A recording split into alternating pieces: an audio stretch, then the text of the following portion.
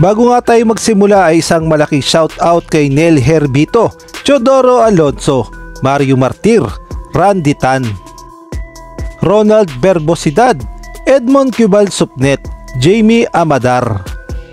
At nais ko na rin i-promote ang aking Pinoy Viral Sports membership. Kung inyo nga nakikita ang join, maaari nyo nga yung pindutin at once na nagpa-member kayo ay automatic kayo sa shoutout at gayon na rin sa mga future benefits. Pareho na ngang pasok sa semifinals ng PBA All Filipino Cup ang Meralco Bolts at gayon na rin ng Barangay Ginebra.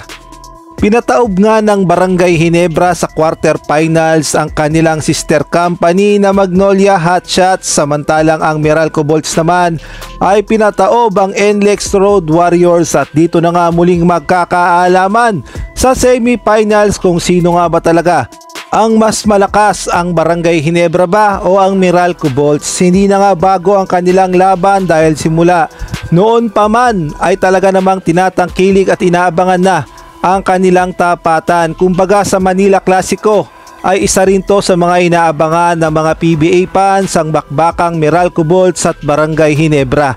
Kaya naman dito nga sa All Filipino Cup sa semifinals ay muling masusubukan ang strategy ni Coach Tim Cone at gayon na rin ang strategy ni Coach Luigi Trillo kung sino nga ba sa kanila ang mas maganda ang game plan. Ngunit kung atin niyang titignan ang history ng mga laban ng Barangay Ginebra at Meralco Bolts, lumalabas na mas marami pa ring naipanalo ang Barangay Ginebra kumpara naman sa Meralco Bolts. Ngunit hindi naman yan basihan kung sino nga ba ang mananalo sa kanila sa semifinals dahil bilog ang bola. At tignan na lang natin kung sino ba talaga ang nag-level up na ng laro dahil alam naman nating lahat na halos bago na rin ang mga players ng Meralco Bolts at gayon na rin ng Barangay Ginebra. Ngunit yung sistema ay ganun pa rin naman dahil si Coach Tim Cone pa rin ang coach ng Barangay Ginebra, samantalang sa Meralco Bolts ay medyo nag-adjust dahil wala na nga si Coach Norman Black at si Coach Luigi Trillo na nga ang dumidiskarte sa Meralco Bolts. Ngunit ganun pa man ay magandang laban pa rin yan sa semifinals. Samantalang eto naman ang mga schedule ng laban ng Meralco Bolts at Barangay Ginebra. Friday, May 17, 7:30 PM, Game 1 sa Mall of Asia Arena. Sunday, May 19, 3 PM, Game 2 sa Mall of Asia Arena. At Wednesday naman, May 22, 7:30 PM, Game 3 sa may Dasmariñas Arena. At Friday, May 24, 4:30 PM, Game 4 sa Mall of Asia Arena. At Sunday, May 26, 6:15 PM sa Mall of Asia Arena, Game 5. Wednesday, May 30, 4:30 PM, Game 6 sa may Araneta Coliseum. At Friday, May 31, 7:30 PM, Game 7 sa may FPJ Arena, Batangas. Samantalang update naman tayo sa Gilas Pilipinas, partikular na sa sinabi nga ni Coach Tim Cone sa naging interview niya sa SBP.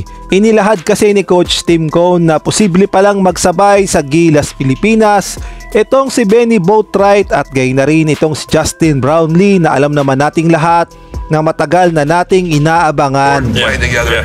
You know, now we get the next dream of Justin and Benny playing together. Ngunit ang tanong dyan ay saan nga ba sila pwedeng magsabay maglaro? Well, ang sabi nga ni Coach Tim Cone ay pwede silang magsabay maglaro basta nga hindi non-FIBA games. So ang ibig sabihin sa mga SEA Games, Asian Games at Jones Cup ay pwede ngang magsabay itong dalawa, si Justin Brownlee at si Benny Boatwright. Samantalang si Benny Boatwright naman ay minamadali na nga ang kanyang naturalization sa Senado. Hindi nga gaya ng dati na umabot ng 5 years ang naturalization ni Justin Brownlee.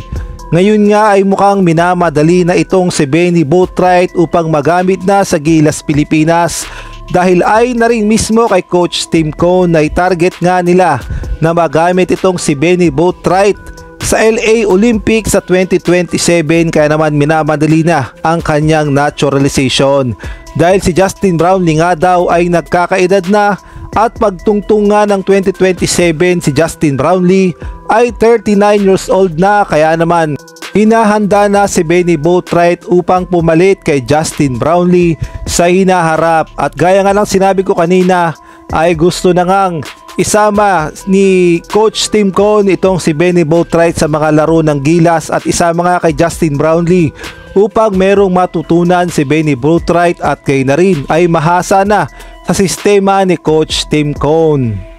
Kaya naman expected na natin na hindi tatagal ng 5 years ang naturalization process ng kay Benny Boatwright at malamang sa malamang ay magagamit na agad ng Gilas Pilipinas, partikular na sa mga laro ng Gilas sa FIBA Asia Cup at gayon na rin sa mga FIBA World Cup events ay posibleng magamit na nga itong si Benny Boatwright. At kung kayo naman ang tatanungin, sa tingin nyo si Benny Boatwright na kaya ang sagot upang lumakas ang Gilas Pilipinas sa Asia at gayon na rin upang makilala ang Gilas sa international competition, partikular na sa FIBA World Cup at gayon na rin sa Olympics? Maaari kayong magbigay ng komento sa comment section.